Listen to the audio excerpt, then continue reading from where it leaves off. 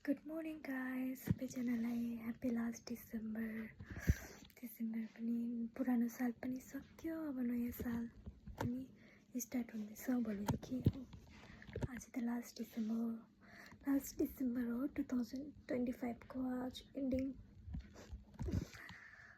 सबैजनाको राम्रो बित्यो होला 2025, कसैको नराम्रो बित्यो होला है। आई विश 2026 चाहिँ राम्रो बितोस् सबैजनालाई। फाइनली मेरो छोरी चाहिँ अहिले उठेर चाहिँ अहिले सुत्यो हो। हेर्नुहोस् सुत्यो। अब छोरी सुतेको बेलामा मेरो काम चाहिँ के हुन्छ गाइस, हेर्नुहोस् तपाईँहरू। सबैभन्दा पहिला चाहिँ म नानीको लुगा सुकाउनु जाँदैछु। घाम पनि लागिसकेको छैन, लाग्दो रहेछ घाम चाहिँ धन्न गाइस।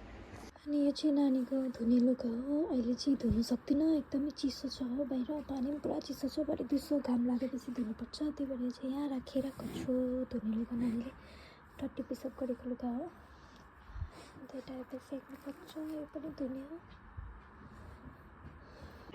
अनि त्यसपछि चाहिँ म अलिकति हल्का फ्रेस हुनु पऱ्यो, ब्रस गर्नु पऱ्यो, मुख धुनु पऱ्यो।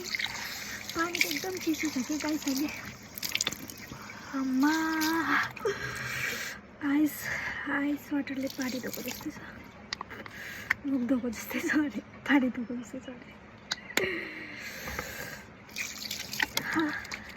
सबैले आइस बोल गर्छ नि त बिहान बिहानै, यहाँ त आइस बोल गर्नु पनि पर्दैन, पानी नै आइस जस्तै छ।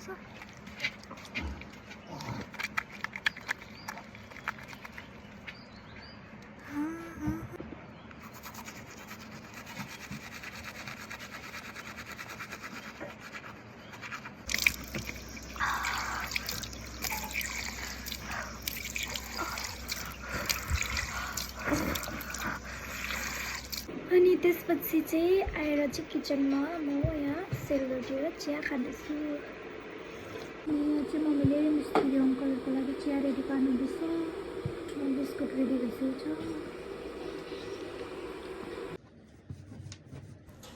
अनि त्यसपछि म यहाँ हल्का रुम सफा गर्दैछु।